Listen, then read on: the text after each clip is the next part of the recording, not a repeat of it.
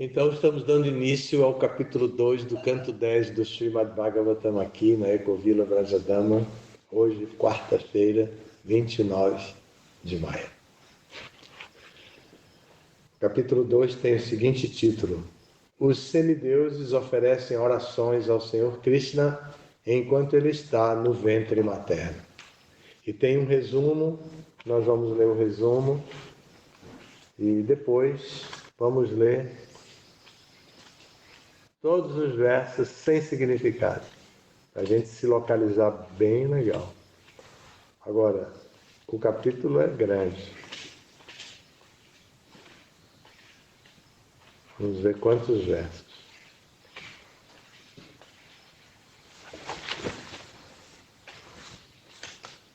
42 versos. Vou fazer uma maratona aqui. Primeiro vamos ler o resumo. Como se descreve neste capítulo, quando a Suprema Personalidade de Deus entrou no ventre de Devaki para depois matar Kamsa, todos os semideuses compreenderam que o Senhor estava no ventre de Devaki e, portanto, com veneração, ofereceram-lhe as orações Garbha Stuti. Kamsa, sob a proteção do seu sogro, Jarasandha, e com a ajuda de seus amigos demoníacos, tais como Pralamba, Baka, Chanura, Trinavarta, Aghasura, Mustika, Bana e Bamashura, começou a oprimir os membros da dinastia Yadu. Portanto, os membros da dinastia Yadu deixaram seus lares e buscaram refúgio em estados tais como Kuru, Panchala, Kekaya, Salva e Vidarbha. Somente alguns permaneceram com Kamsa, de quem tornaram-se amigos por mera formalidade. Depois que Kamsa matou consecutivamente os Sadgarbhas, os 6 filhos de Devaki, Anantadeva entrou no ventre de Devaki e foi transferido ao ventre de Rohini pela ação de Yogamaya, que seguia a ordem da Suprema Personalidade de Deus. O próprio Senhor, que logo apareceria como o 8º filho de Devaki, ordenou a Yogamaya que nascesse no ventre de Yashoda Devi, porque Krishna e sua potência, Yogamaya, apareceram simultaneamente como irmão e irmã. O mundo encheu-se de Vaishnavas e Shaktas.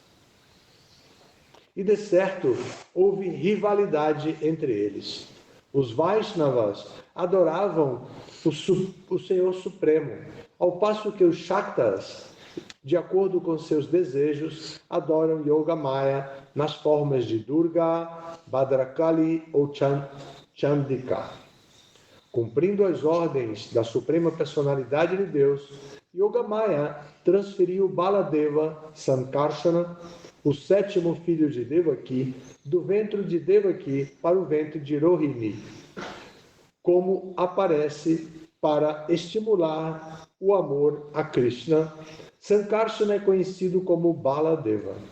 Através dele, a pessoa pode receber força auspiciosa para tornar-se devoto do Senhor. E, portanto, ele também é conhecido como Balabhadra. Depois que Yogamaya transferiu para o ventre de Rohini o 7º filho de Devaki, a Suprema Personalidade de Deus apareceu no coração de Vasudeva e transferiu-se para o coração de Devaki. Visto que o Senhor estava presente em seu coração, Devaki, à medida que sua gravidez prosseguia, parecia refulgente. Ao ver essa refulgência, Kamsa ficou cheio de ansiedade, mas não podia maltratar Devaki devido à relação familiar que havia entre eles. Assim, de maneira indireta, ele começou a pensar em Krishna e tornou-se plenamente consciente de Krishna. Enquanto isso, devido à presença do Senhor no ventre de Devaki, todos os semideuses vieram oferecer suas orações ao Senhor. A Suprema Personalidade de Deus, disseram eles, é eternamente verdade absoluta. a alma espiritual é mais importante do que o corpo grosseiro, e a superalma, Paramatma, é ainda mais importante do que a alma. A divindade suprema goza de independência absoluta e suas encarnações são transcendentais. As orações dos semideuses glorificam e enaltecem os devotos e revelam o destino das pessoas que levianamente se consideram liberadas das condições impostas pela natureza material. O devoto está sempre em segurança. Ao render-se por completo aos pés de lótus do Senhor, o devoto fica inteiramente livre do temor da existência material. Ao explicar por que a Suprema Personalidade de Deus desce, as orações dos semideuses confirmam claramente a afirmação que o Senhor faz no Bhagavad Gita 4.7. Yadadyadahi dharmasya glanir-bhavati bharata abhyutanam adharmasya tadatmanam srijamyaham. Sempre e onde quer que haja um declínio nas práticas religiosas, ó descendente de Bharata, e o predominante aumento da irreligião, nesse momento eu próprio desço. Então aqui termina o resumo do capítulo. Vocês observaram que descreveu primeiro o contexto, depois descreveu as orações, e as orações dos semideuses se tornam Uttama Shloka, orações padrão, porque não estão pedindo nada, estão apenas glorificando. Eles perceberam a presença da pessoa suprema no ventre de Devaki e vieram para louvar. E Kamsa? O que aconteceu com Kamsa quando percebeu a presença, a refulgência de Devaki? Ansiedade. Se encheu de ansiedade, se encheu de temor, porque a profecia dizia que ele seria morto pelo 8º filho, e agora era a 8ª gravidez de Devaki. A 7ª gravidez foi interrompida por um arranjo de Yogamaya.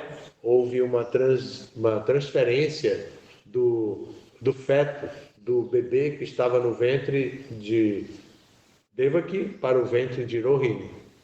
E a galera, né, a população dizia, Devaki teve um aborto. Mas, na verdade, a criança havia sido transferida para Rohini. E então, Yashoda, melhor Devaki, de novo aparece grávida, mas agora refulgente. E a refulgência chamou a atenção tanto de Kamsa como dos semideuses. Kamsa reagiu de uma maneira, os semideuses reagiram de outra maneira. Agora o capítulo, depois de toda essa apresentação, o capítulo vai descrever as orações dos semideuses. São 42 versos e vou tentar ler todos, tá bem? Assim, sem significado. Shukadeva Goswami disse: protegido por Magadharaja, Jarasandha, o poderoso Kamsa começou a perseguir os reis da dinastia Yadu. Para isso, ele dispunha da cooperação de demônios como Pralamba, Baka, Chanura, Trinavarta, Aghasura, Mustika e Arista, Duivida, Putana, Keshi, Denuka, Banasura, Narakasura e muitos outros reis demoníacos presentes na superfície da terra. Perseguidos pelos reis demoníacos, os Yadavas deixaram seu próprio reino e foram-se a vários outros, tais como o dos Kurus, Panchalas, Kekayas, Shalvas, Vidarbhas, Nishadas, Videhas e Koshalas. Alguns de seus parentes, entretanto, começaram a seguir os princípios de Kamsa e a agir a seu serviço. Depois que Kamsa, o filho de Ugrasena, matou os 6 filhos de Devaki, uma porção plenária de Krishna entrou no ventre dela como seu 7º filho, causando-lhe prazer e lamentação. Essa porção plenária é saudada pelos grandes sábios como Ananta, que pertence à segunda expansão quádrupla de Krishna. Para proteger os yados, seus devotos pessoais, livrando-se do ataque de Kamsa, a personalidade de Deus, Vishvatma, a alma suprema de todos, deu a Yogamaya a seguinte ordem.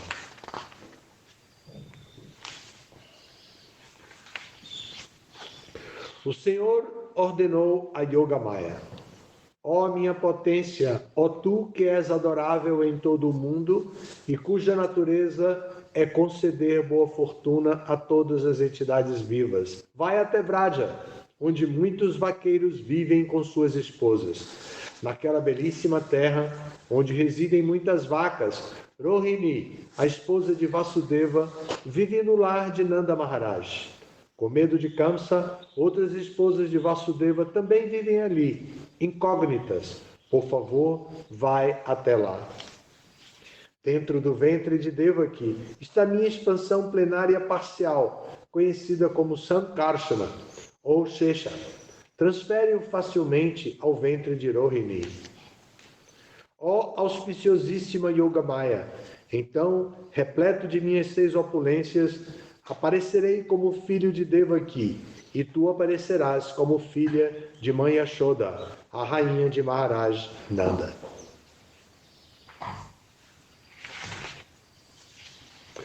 Através do sacrifício de animais, os seres humanos comuns adoram Artião, com várias parafernálias suntuosas, porque satisfazes com supremacia os desejos materiais de todos.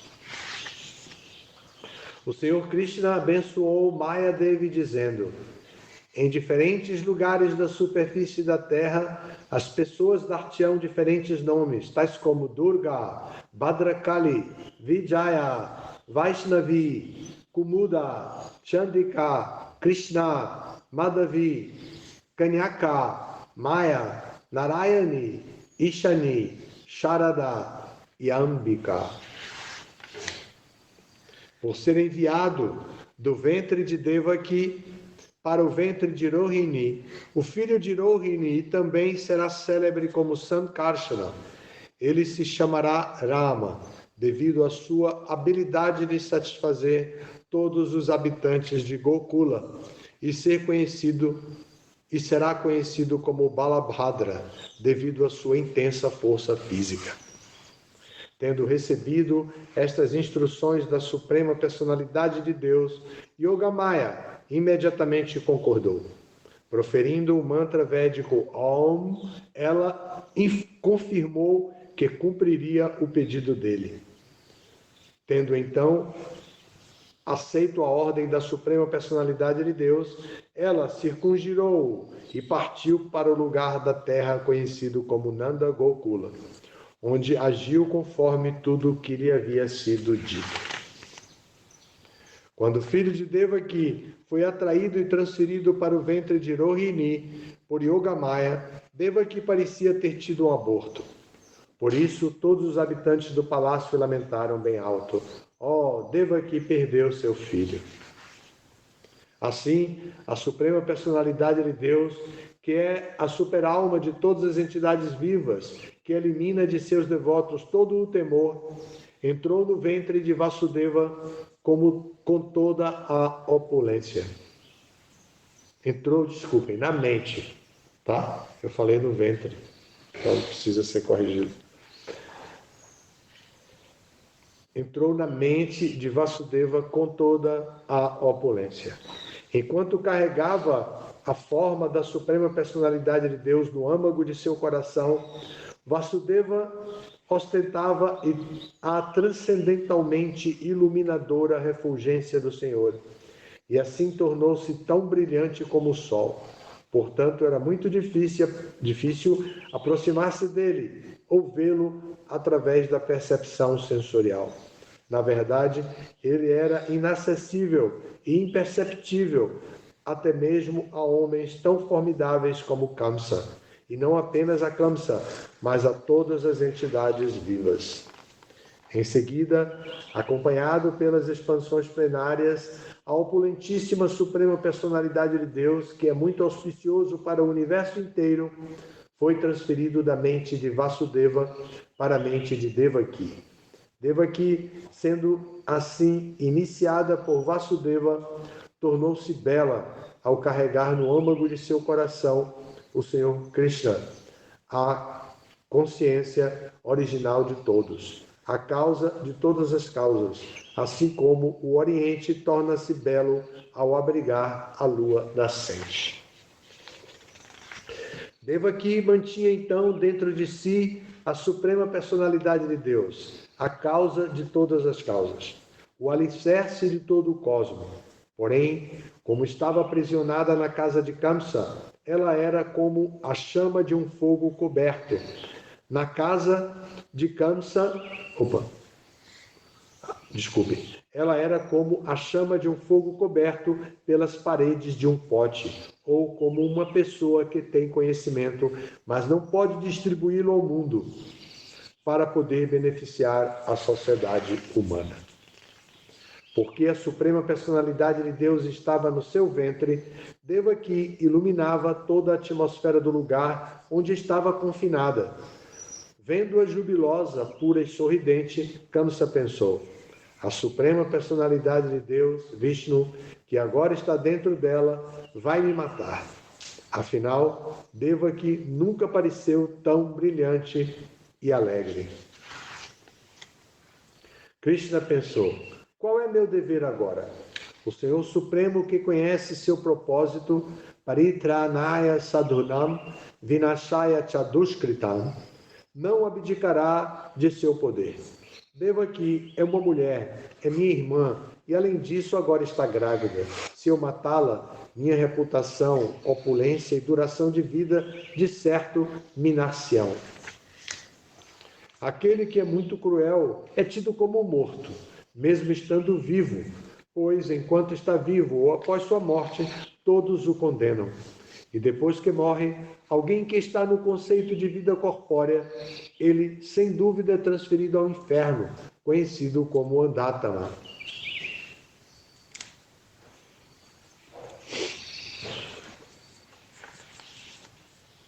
Shukadeva Goswami disse: fazendo essa deliberação, Kamsa, embora determinado a continuar cultivando inimizade contra a Suprema Personalidade de Deus, absteve-se de cometer o desonroso extermínio de sua irmã. Ele decidiu esperar até que o Senhor nascesse. Muito obrigado. E então tomar as medidas cabíveis. Ao sentar-se em seu trono ou em sua sala de estar, ao deitar-se na cama, ou, na verdade, onde quer que estivesse, e enquanto comia, dormia ou caminhava, Kamsa via apenas seu inimigo, o Senhor Supremo, Rishikesha. Em outras palavras, pensando em seu inimigo onipenetrante, Kamsa tornou-se de maneira adversa consciente de Krishna. O Senhor Brahma e o Senhor Shiva, acompanhados por grandes sábios como Narada, Devala e Vyasa, e por outros semideuses como Indra, Chandra e Varuna, invisivelmente aproximaram-se dos aposentos de Devaki, onde todos eles se juntaram em oferecer suas respeitosas reverências e orações para satisfazer a suprema personalidade de Deus, que pode abençoar a todos.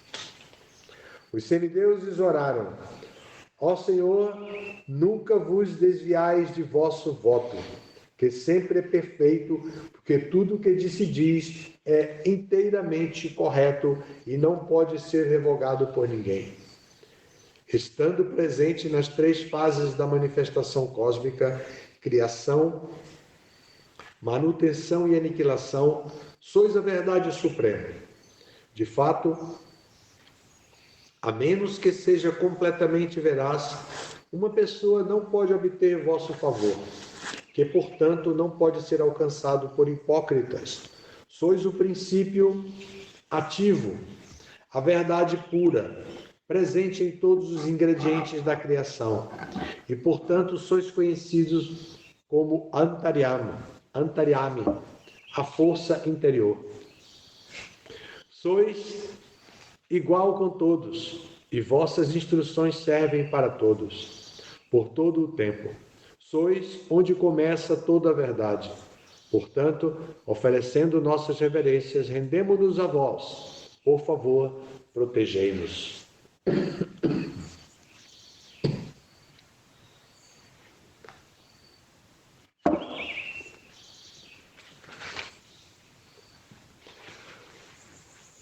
O corpo total e o corpo individual têm a mesma composição.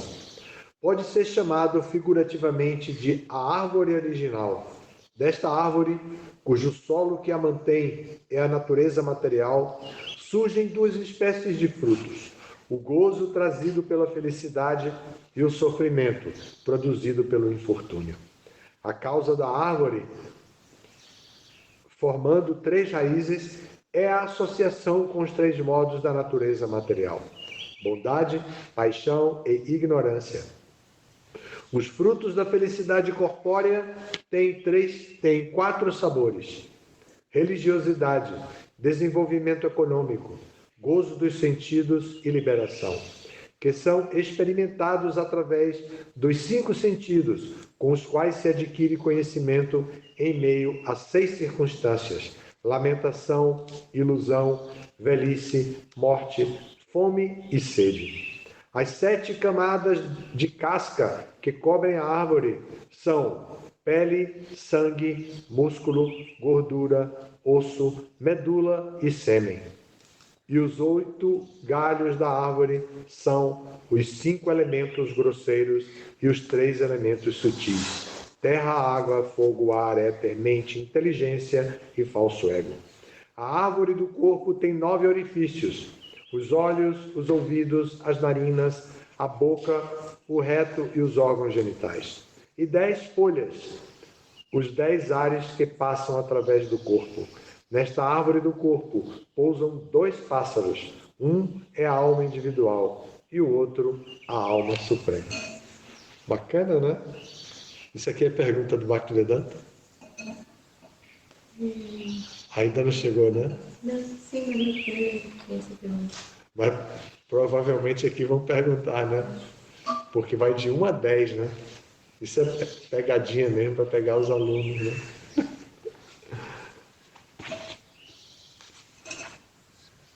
A causa eficiente deste mundo material, que em suas muitas variedades manifesta-se como a árvore original, sois vós, ó Senhor. Sois também o mantenedor deste mundo material, e após a aniquilação, tudo é conservado em vós. Aqueles que estão cobertos por vossa energia externa não vos podem ver agindo por trás desta manifestação, mas quem compartilha desta visão não é devoto erudito. Ó Senhor, estais sempre em conhecimento pleno, e para trazer toda a boa fortuna a todas as entidades vivas, apareceis sob diferentes encarnações, e todas elas transcendem a criação material. Ao aparecerdes nessas encarnações, mostrais benevolência aos devotos, piedosos e religiosos.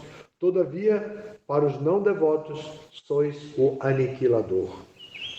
Ó Senhor de olhos de lótus, concentrando-se em meditar em vossos pés de lótus, os quais são o reservatório de toda a existência, e aceitando estes pés de lótus como o barco no qual se pode cruzar o oceano da ignorância, seguem-se os passos dos Mahajanas, santos, sábios e devotos grandiosos.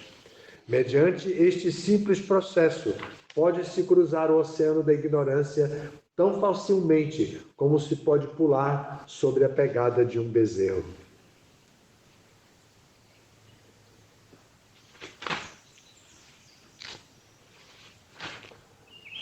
Está terminando. Ó Senhor, que vos assemelhais ao sol reluzente, estais sempre disposto a realizar o desejo de vosso devoto. e, portanto, sois conhecido como a árvore dos desejos, Vanchakalpataru. Ao refugiarem-se inteiramente em vossos pés de lótus, a fim de cruzarem o turbulento oceano da ignorância, os acharyas deixam na terra o método que os ajudou nesta conquista. E como sois muito misericordioso com vossos outros devotos, aceitais este método para ajudá-los. Alguém que pode dizer que, além dos devotos, que sempre buscam o refúgio dos pés de lótus do Senhor, existem aqueles que, não sendo devotos, aceitaram diferentes processos para atingir a salvação, que lhes acontece? Em resposta a esta pergunta, o Senhor Brahma e os outros senhores disseram: Ó Senhor de Lótus, embora os não devotos que aceitaram rigorosas austeridades e penitências para atingir a posição mais elevada possam julgar-se liberados, a inteligência deles é impura. Eles caem de suas posições aparentemente superiores, pois não dão importância alguma a vossos pés de lótus. Ó Madhava, ó Suprema Personalidade de Deus, Senhor da Deusa da Fortuna, se os devotos que vos amam fervorosamente caem, às vezes, do caminho da devoção, eles não caem como os não devotos, pois continuais protegendo-os. Assim, eles destemidamente passam sobre as cabeças de seus oponentes e continuam a progredir no serviço devocional. Ó Senhor, durante o período de manutenção, manifestais várias encarnações, todas elas com corpos transcendentais, situados além dos modos da natureza material. Ao apareceres dessa maneira, concedeis toda a boa fortuna às entidades vivas, ensinando-as a executar atividades védicas, tais como as cerimônias ritualísticas, a yoga mística, austeridades, penitências e, por fim, samadhi, absorção estática em pensamentos referentes a vós. Assim sois adorado, de acordo com os princípios védicos. Ó Senhor, ó causa de todas as causas, se vosso corpo transcendental não estivesse além dos modos da natureza material, não se poderia compreender a diferença entre matéria e transcendência. Somente através de vossa presença é que alguém pode compreender a natureza transcendental de vossa onipotência, o controlador da natureza material. Aquele que não está sob o influxo da presença de vossa forma transcendental terá muita dificuldade de compreender vossa natureza transcendental. Ó Senhor, vosso nome e forma transcendentais não podem ser verificados por aqueles que especulam no mero caminho da imaginação. Vosso nome, forma e atributos podem ser averiguados apenas através do serviço devocional.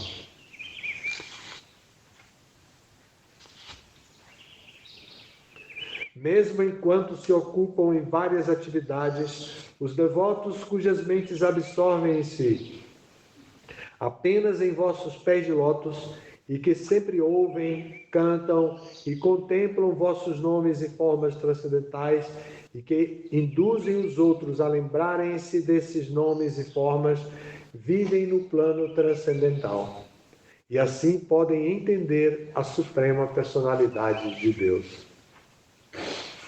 Ó Senhor, somos afortunados, porque a forte opressão que os demônios infligem a esta terra é imediatamente eliminada com o vosso aparecimento. Com efeito, somos deveras afortunados, pois tornar-nos-emos capazes de ver nesta terra e nos planetas celestiais as marcas do lótus, do búzio, da massa e do disco que adornam vossos pés de lótus. Ó Senhor Supremo, não sois uma entidade viva ordinária, que aparece neste mundo como resultado de atividades fruitivas.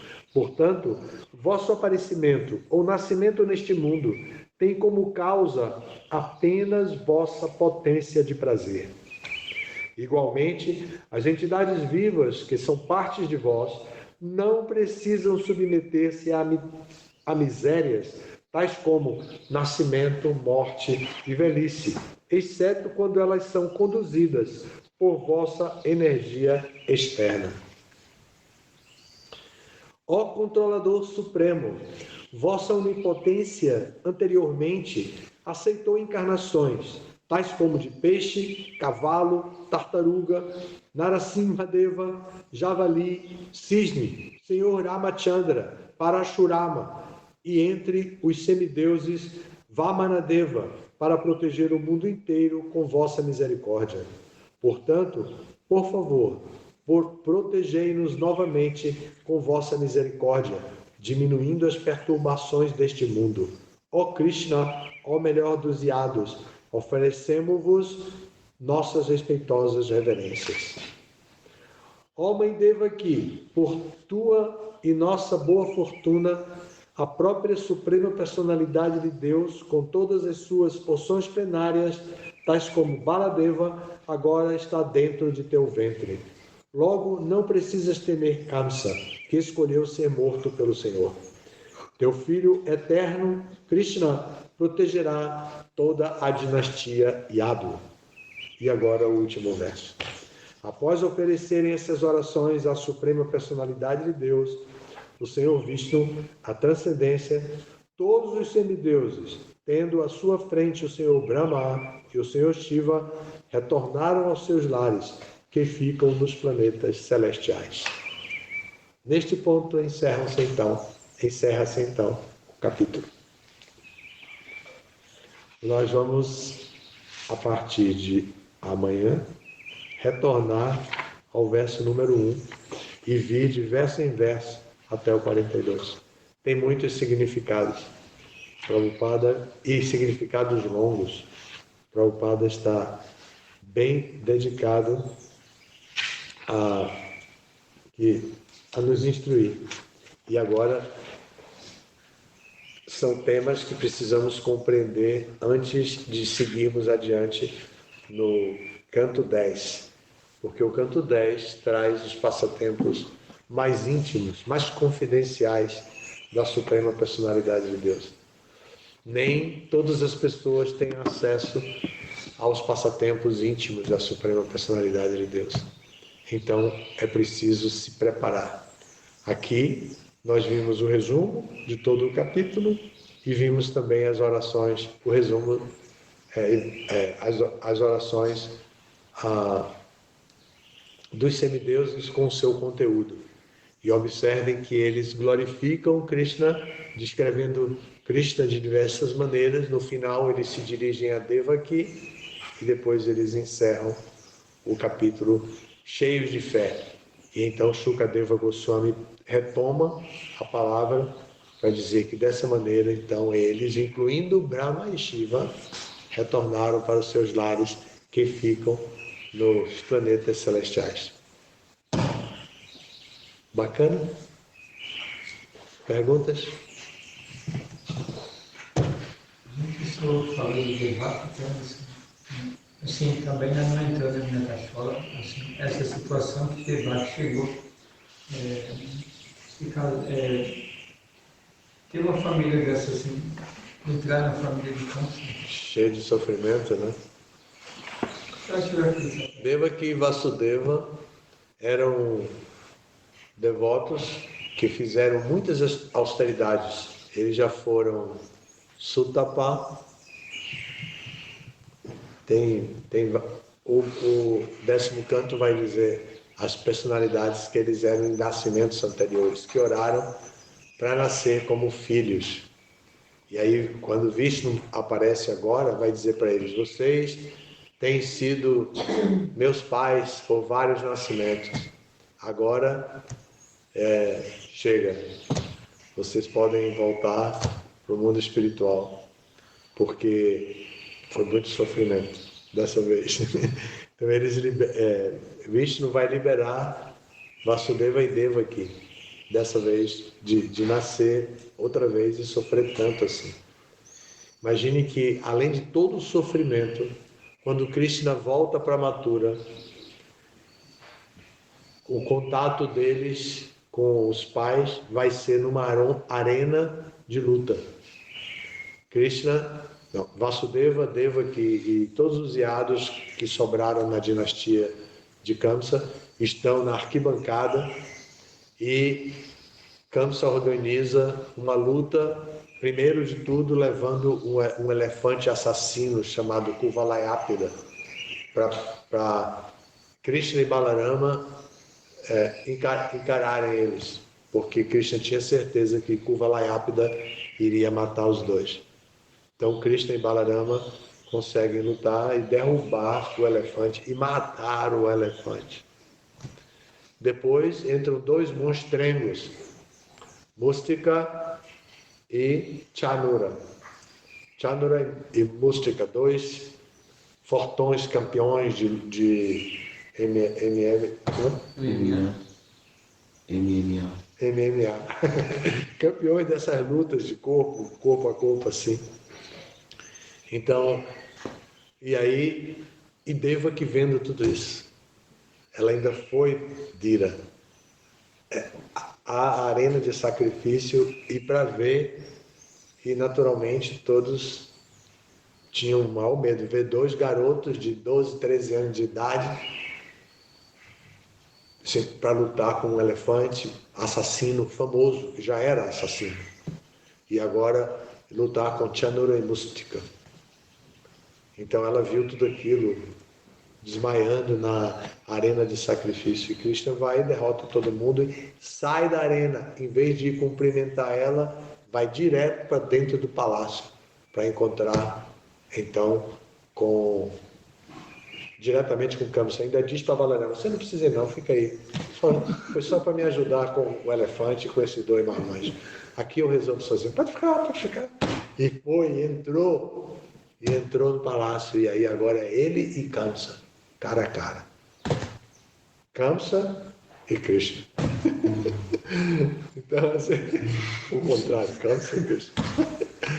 E daí eles se encontram agora aí para o extermínio de Kamsa. Então foi muito sofrimento. Então Vishnu diz: não se preocupem, vocês pediram para nascer como meus pais e tiveram muitas tribulações, agora chega, vocês podem voltar. Nós vamos ouvir isso aqui, num dado momento. Não é nesse capítulo, eu acho. Tá bem? E esse mundo do sofrimento pode vir, muito sofrimento, pode vir uma vitória, uma glória no final, né? Ou não. Ou a pessoa pode até o final parecer que está sendo destruída por um sofrimento e a glória vir depois da morte. Esse mundo não é a nossa referência. Sofrimento, prazer desse mundo não são nossas referências eternas. Aqui são apenas referências para dizer o que nós fizemos de atividades fruitivas das vidas passadas e desta vida. Mas não prenuncia nada da vida futura. Tudo assim, difícil. É muito difícil de dizer o que vai acontecer no futuro. Você vai se tornar um semideus, você vai alcançar a liberação dos planetas celestiais, ou você vai alcançar a liberação. É muito difícil dizer isso. É difícil prever qualquer coisa do futuro. Mesmo as ciências que trabalham com isso, como a astrologia. Como é o nome da astrologia? Em termos de... O Jyotish Shastra. Mesmo os estudiosos vão ter muita dificuldade, porque existem ainda pequenos fatores que são o nível de consciência que pode surgir de uma simples contemplação dos objetos dos sentidos.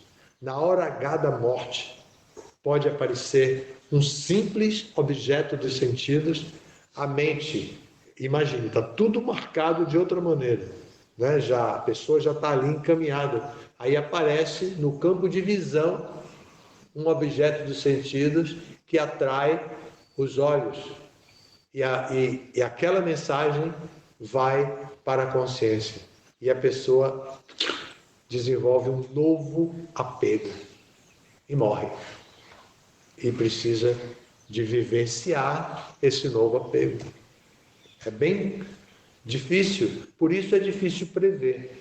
Porém, os associados de Krishna, embora pareçam estar sofrendo muito, como a Rainha Kunti, pode ver que o nível de consciência, e a Rainha Kunti declara isso, ela vai dizer, a Rainha Kunti, quando tem a chance de se expressar, ela vai dizer que todos os sofrimentos que eu tive que voltem para mim, se for para produzir uma visão a respeito de ti, Senhor. Ela, orando a Krishna, diz que tudo aconteça de novo, todo o meu sofrimento. E não foi pouco. Foi muito sofrimento. Quando ela ficou viúva, a co-esposa, madre,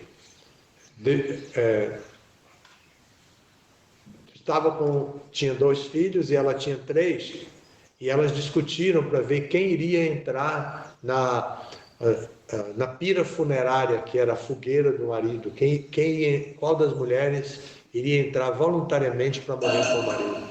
As crianças, os filhos eram todos pequenos. Então Kunti disse, eu sou a mais velha, e é natural que os mais velhos morram antes. Então eu vou agora. Você fica com as crianças. E Madre dizia, não, eu fico, porque você sabe, o nosso marido morreu porque se atraiu pelo desejo sexual. E a fonte desse desejo sexual dele fui eu. Então eu devo ir. Quando ele disse, não, isso não é um bom argumento. Qualquer uma de nós poderia ser isso se ele tivesse concentrado os seus sentidos em nós dessa maneira, em um de nós dessa maneira. Aí Madre disse, mas Kunti, tem outra coisa, os nossos filhos estão aí, precisam de nós. Eu tenho certeza absoluta, se você ficar, você vai cuidar dos meus filhos, Sahadeva e Nakula, como se fossem seus filhos. Mas eu não tenho certeza que eu conseguirei cuidar de Yudhishthira, Bhima e Arjuna como se fossem meus próprios filhos. Nessa hora, Kunti disse, tá bom, então se é assim, vai você, eu cuido de seus filhos como se fossem meus. Eu não quero ver meus filhos sendo cuidados. Isso foi o argumento que fez a Rainha Kunti então dizer, não, peraí, agora você falou uma coisa certa. Pode ir. Até mais. E assim foi que Kunti agiu e cuidou. A gente ouve falar o tempo inteiro, né? Os 5 filhos de Kunti. Kunti tinha 5 filhos e viajou por todo, sofreu demais, teve que ficar disfarçada, ela era uma rainha, teve que se desfazer das sandálias de marca que ela usava quando era rainha, para ficar descalço andando. Imagine a gente andando descalço aqui nessa lama, só a Daruka mesmo, andar aqui nessa lama descalço, né? E que não tem espinhos praticamente. Agora imagine andar numa floresta, risco de pisar num animal peçonhento e ser picado.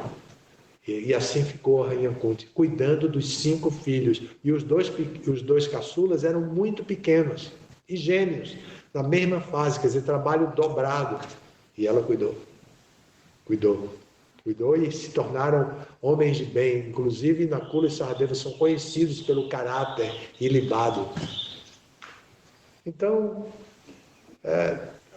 o sofrimento nesse mundo não define exatamente o nosso karma, não define exatamente as nossas oportunidades, não define nada. Aqui, nesse mundo, tudo é instável, porque está tudo sob a influência dos 3 modos da natureza material que trabalham sem parar sob a guia de Maya, Mahamaya, a expansão de Yoga Maya, que é encarregado de ocupar as pessoas nesse mundo. Então não há parâmetros para dizer. Às vezes nós podemos entender, isso é auspicioso, isso é inauspicioso. Mas em resumo, tudo é inauspicioso nesse mundo, porque tudo nos prende. Por isso a gente tem que...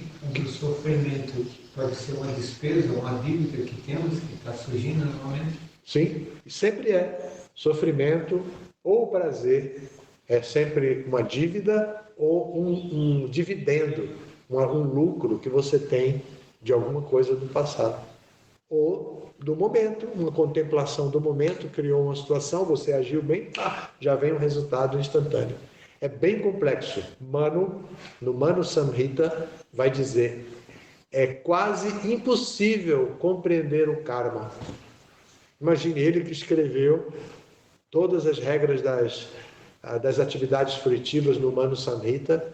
Lá no Manu Samhita ele vai dizer, é quase impossível compreender a lei do karma. E a gente brinca assim, né? Karma, reação, está pagando reação porque cometeu ofensa, não sei o quê.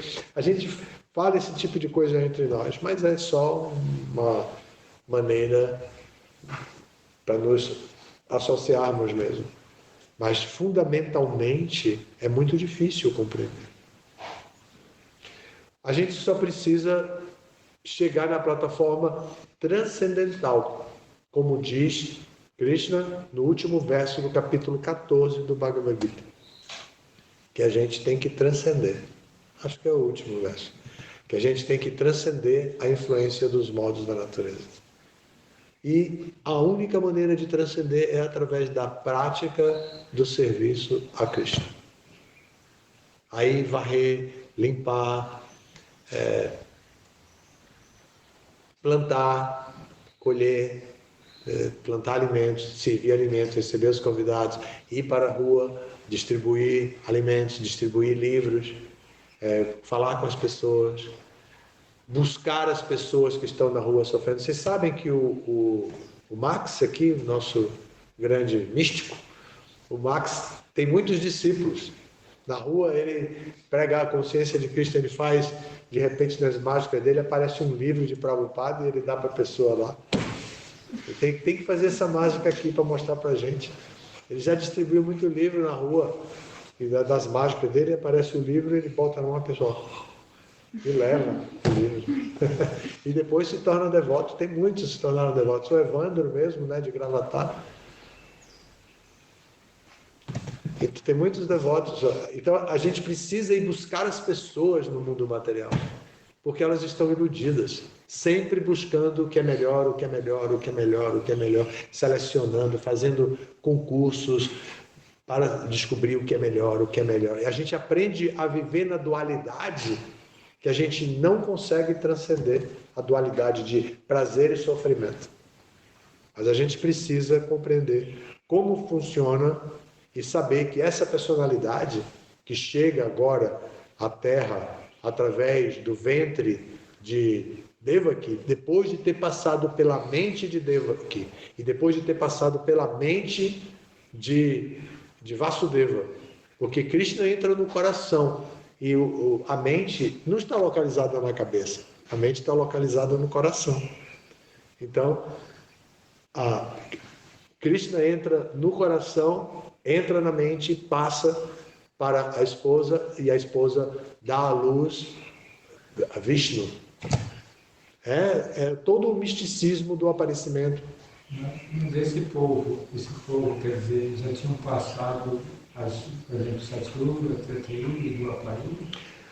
Eles são almas liberadas. Esse povo relacionado com Krishna são almas liberadas. Eles vêm sempre que Krishna vem. Como é o caso de Vasudeva e Devi, que pedem, né? É só um passatempo. Sim, é só. Eu tenho que encerrar aqui, chegou a hora, já estou até passando, pensei que ia concluir, mas na hora certa, estou passando. Nosso tempo é sagrado, porque nas 24 horas do dia nós dividimos muitas atividades que são devocionais e entre elas tem a japa. E a japa é fundamental, importante. E agora vocês vão ter que cantar um pouquinho mais rápido para recuperar o tempo que eu roubei da japa de vocês. Muito obrigado a todas as glórias a Srila Prabhupada. Jai Srila Prabhupada.